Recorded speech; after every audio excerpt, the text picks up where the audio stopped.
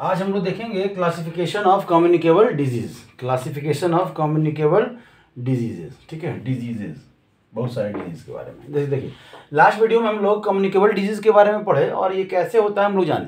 हम लोग देखे कि डिफरेंट पैथोजेंस हैं जिनके कारण जो है ना आपका ये कम्युनिकेबल डिजीज होता है और स्प्रेड करता है। अब ये पैथोजेंस हैं क्या, जो मेनली हम लोग कहते हैं कि जो पैथोजेंस हैं वो क्या है, आपके माइक्रो ऑर्गेनिज्म है। अब उसमें कौन कौन से कैटेगरी आते हैं और किनके थ्रू हमें कौन सा बीमारी होता है उसी के बारे में यहाँ पे हम लोग जानेंगे। ठीक है, इंपॉर्टेंट है, ज़्यादा डिटेल में तो नहीं जाएंगे, बस खाली हम लोग जानेंगे कि कौन से पैथोजेंस हैं और किसके कारण क्या होता है। ठीक है, उनका सिम्टम वगैरह ऑलरेडी जनरल हम लोग सब जानते भी हैं पहले से, बस खाली यहाँ पे हम लोग कैटेगराइज कर लेंगे जो कि आपके एग्जामिनेशन पॉइंट ऑफ व्यू से इंपॉर्टेंट है।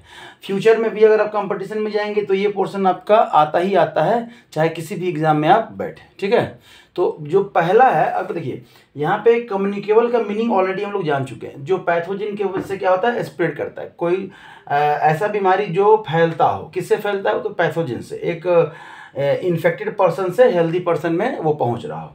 तब है कि इसका जो टाइप है, कितने टाइप्स के आपका कम्युनिकेबल डिजीज है। तो पहला है आपका पहला जो क्या है आपका वायरल डिजीज। क्या है आपका वायरल डिजीज है। ठीक है, चलिए पहला है आपका वायरल डिजीज। ठीक है, वायरल डिजीज, ये वायरल डिजीज क्या है समझिएगा। तो वायरस के कारण जो होता है उसको वायरल डिजीज कहते हैं। मतलब कह सकते हैं कि disease caused by virus, disease caused by virus या वायरसेस, बहुत सारे वायरस के कारण। अब इसमें कौन कौन से बीमारी आते हैं, तो 3-4 जो आपके कॉमन है उसको हम लोग यहाँ पे लिख लेते हैं, आप लोग याद भी कर लीजिएगा। जैसे आप लोग बोलते हैं चिकन पॉक्स। ठीक है, आप चिकन पॉक्स हो गया, और अभी सबसे ज़्यादा तो आपका कोरोना ही है। ठीक है, इन्फ्लुएंजा कह सकते हैं। इन्फ्लुएंजा किसके कारण होता है, इन्फ्लुएंजा वायरस के कारण होता है। ठीक है, तब आपका क्या है, कॉमन कोल्ड है, कॉमन कोल्ड। ठीक है, मिजल्स आपका एक है। ठीक है, मिजल्स कहिएगा, मिजल्स मत कहिएगा इसको। ठीक है, मिजल, अच्छा हम वही लिख दिए। ठीक है, मिजल्स कहते हैं इसको। तब है आपका मम्प्स,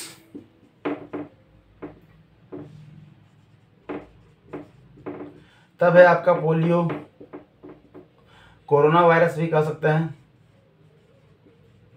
कोरोना। ठीक है, अभी चला ही है, हमारा देश अफेक्टेड था। रेबीज,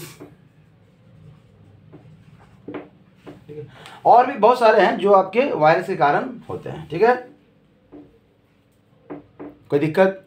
तब हम लोग यहाँ पे देखेंगे कि इसके अलावा कौन कौन से हैं, तो बैक्टीरियल डिजीज है। क्या है आपका बैक्टीरियल डिजीज, कह सकते हैं हम लोग कि जो बैक्टीरिया के कारण होता है, तो हम लोग कह सकते हैं कि disease caused by bacteria, disease caused by bacteria. अब इसमें जो इसका एग्जांपल हो जाएगा वो क्या क्या हो जाएगा आपका, तो सबसे पहला तो है आपका टाइफाइड कहिए। ठीक है, टाइफाइड के बाद आपका है टेटनस है।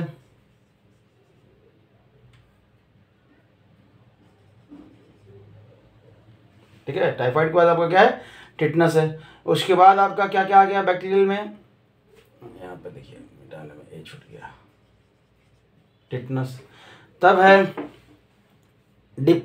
डिप्थेरिया।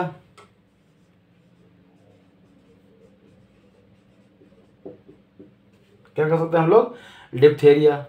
ठीक है, जितने भी हैं आप सबसे ट्यूबरक्लोसिस कर सकते हैं, या टीबी, टीबी आपका एक बैक्टीरियल से होने वाला ये बीमारी है। एंथ्रेक्स जो जानवरों में होता है,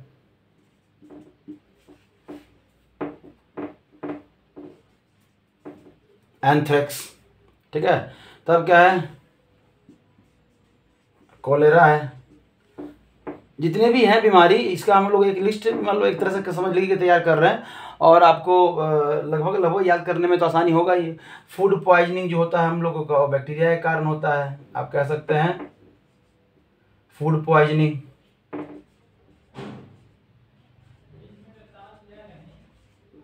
ठीक है, फूड आपका क्या है, फूड पॉइजनिंग, ठीक है, पॉइजन, हाँ फूड पॉइजनिंग, ठीक है। तब है आपका इसके बाद लगभग ईटीसी कुछ और भी आपका मिलेगा तो यहाँ पे आप अपना लिख सकते हैं, ठीक है। तब हम लोग पढ़ते हैं आगे फंगस के कारण होने वाला बीमारी, ठीक है। वही कहेंगे कि फंगस के कारण क्या होता है, तो फंगल बीमारी, उसको फंगल बीमारी कहते हैं, मतलब डिजीज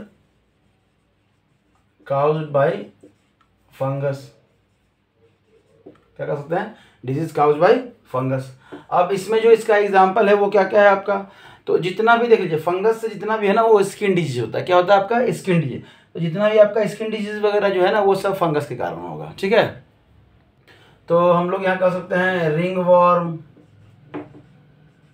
ठीक है, रिंग वॉर्म वो दांत खाज खुजली जिसको कह सकते हैं, और एथलीट्स फीट, एथलीट्स फीट, ठीक है, मतलब एथलीट्स फिट कहिए या फुट कहिए, फुट फिट, ठीक है।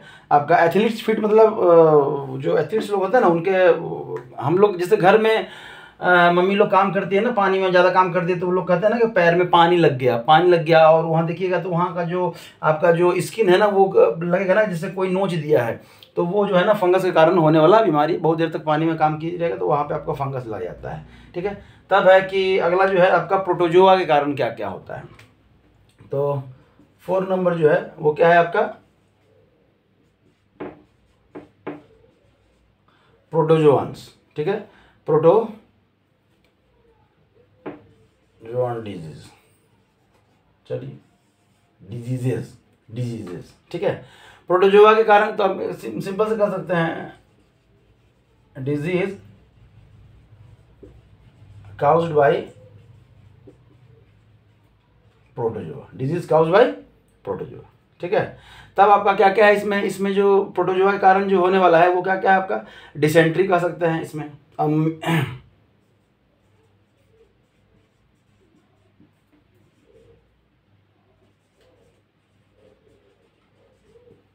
ठीक है, डिसेंट्री, कोई दिक्कत, डिसेंट्री होता है, ठीक है, डिसेंट्री। फिर आपका बहुत बड़ा और कॉमन नेम मलेरिया, ठीक है, और काला आजार, आप कह सकते हैं काला आजार, ठीक है, काला आजार ये सब फीवर होने वाला बीमारी है। और तब क्या है आपका स्लीपिंग सिकनेस, स्लीपिंग सिकनेस, ठीक है।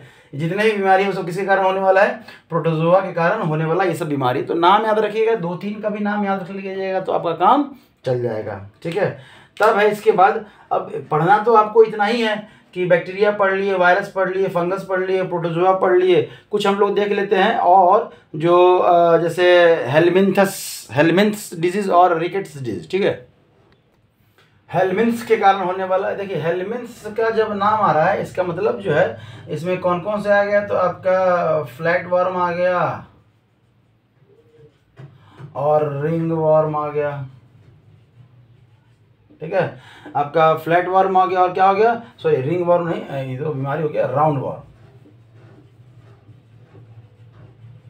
एक स्पेसीज है एनिमल्स किंगडम, आप डाइवर्सिटी पढ़ेंगे तो उसमें आपको ये नजर आएगा, ठीक है, जिसमें आपका फ्लैट वार्म होता है और क्या होता है राउंड वार्म होते हैं, ठीक है। ये जो है ना ये बीमारी के कारण है, तो इनके कारण जो बीमारी होता है उसको क्या कहेंगे, disease caused by helminths, disease caused by helminths. तो इनके कारण जो बीमारी होता है वो देखिएगा फाइलेरियसिस मतलब फाइलेरिया, ठीक है, हाँ फाइलेरिया कहते हैं, ठीक है, फाइलेरिया जिसको हम लोग कहते हैं, जिसमें पैर जो है ना बहुत मोटा होता है, क्या होता है पैर बहुत मोटा होता है, उसको एलिफेंटाइटिस भी कहते हैं हम लोग,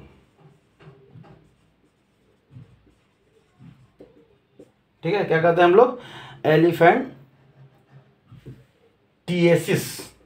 एलिफेंटिएसिस, ठीक है, एलिफेंटिएसिस कहते हैं, ठीक है, एलिफेंटाइसिस नहीं, एलिफेंटिएसिस, ठीक है। और आपका इसमें जो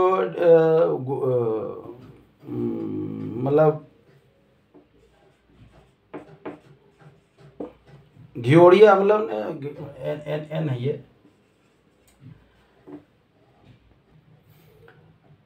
गुनिया कहते हैं हम लोग, क्या कहते हैं इसको, गुनिया वर्म आप कह सकते हैं इसको, आप क्या कह सकते हैं, राउंड वर्म के कारण जो चीज़ होता है उसको हुक वर्म कहते हैं, क्या कहते हैं हम लोग, हुक वर्म कहते हैं।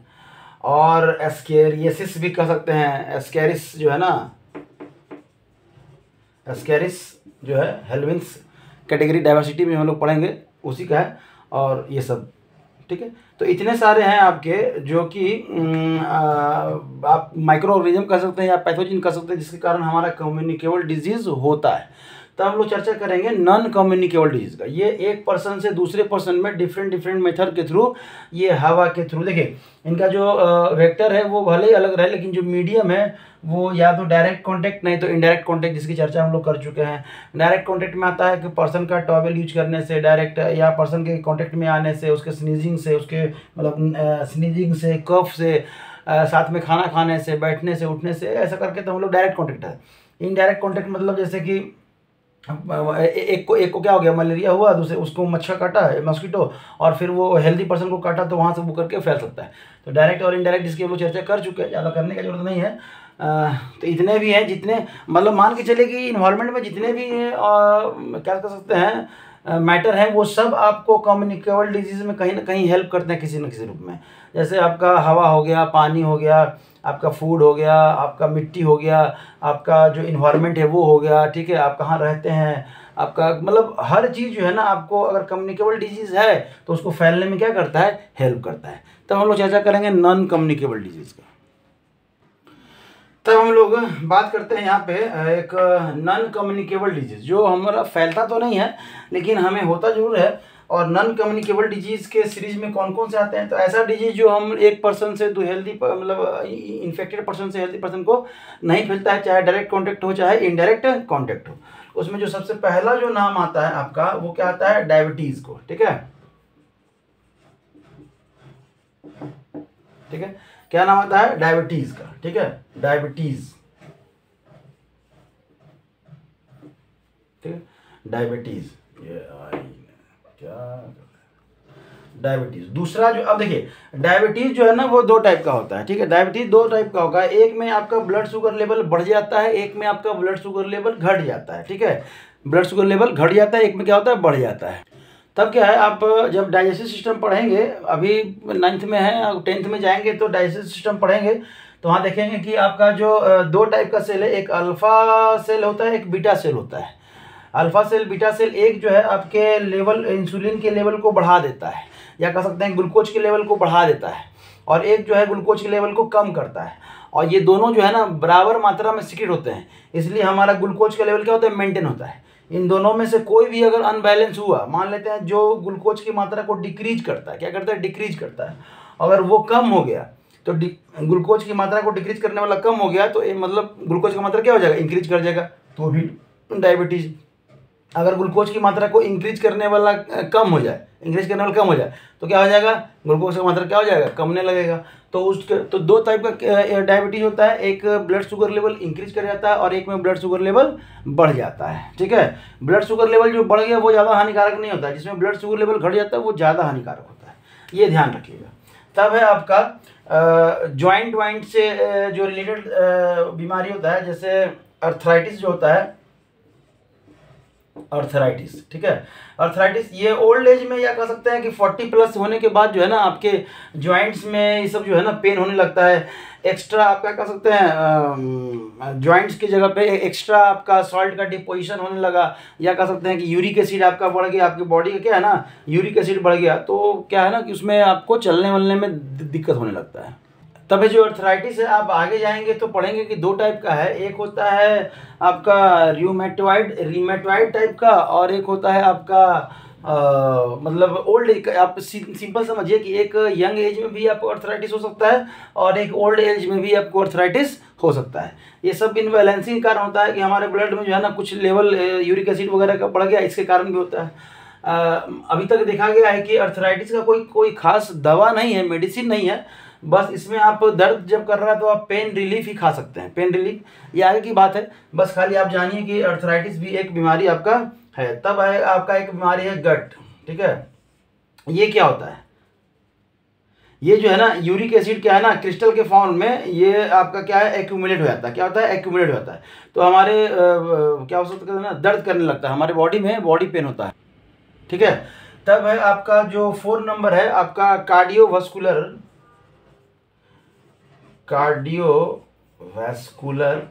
डिजीज, ठीक है। कार्डियोवास्कुलर डिजीज जो होता है वो भी आपका क्या है, नॉन कम्युनिकेबल है, मतलब एक पर्सन से दूसरे पर्सन में फैलता नहीं है। इसके भी बहुत सारे टाइप हैं, तो टाइप उतना हम लोग को डिटेल में नहीं जाना है।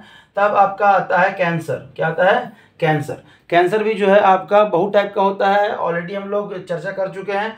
लेकिन यहाँ पे बस जान लीजिए कि ये भी आपका क्या है,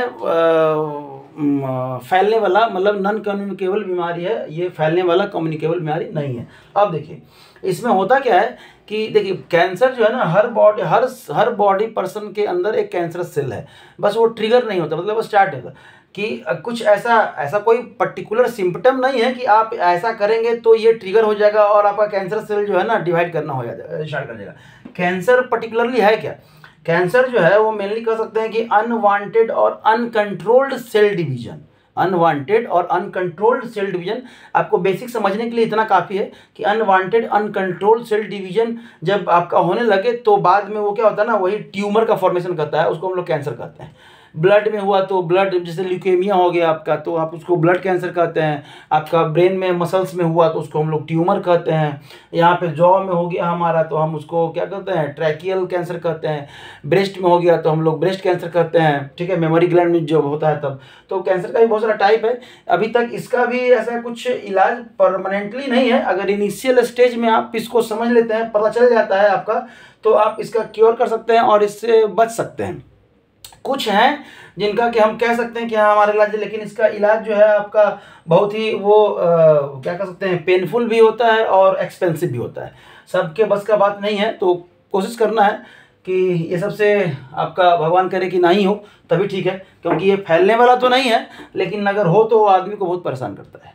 तो मेन देखिए, मेन है हमारा जो बॉडी मिला है, बहुत महंगा बॉडी है, बहुत महंगा। मतलब आप अगर लाइफ में कुछ भी नहीं करें, अपने बॉडी को बचा के रखें सारी बीमारियों से, तो समझ लीजिए कि लाइफ में 30, 40, 50 लाख रुपए तो घर बैठे आप कमा लिए। मतलब आप किसी पर्सन को सुनिए कि एक किडनी अगर फेल हो गया, एक किडनी फेल हो गया तो उसको चेंज करने में कितना लगेगा, कम से कम 20-25 लाख रुपये लगेगा। वो भी जब कोई अपना आदमी देने को लिए राजी हो गया, तब कहाँ से लाएंगे एक किडनी के लिए 20-25 लाख रुपया। वो भी लेने के बाद कोई ज़रूरी नहीं है कि वो आप शूट करेगा और आप जो है ना, मतलब उसके साथ भी जिंदा सहारे रह सकते हैं।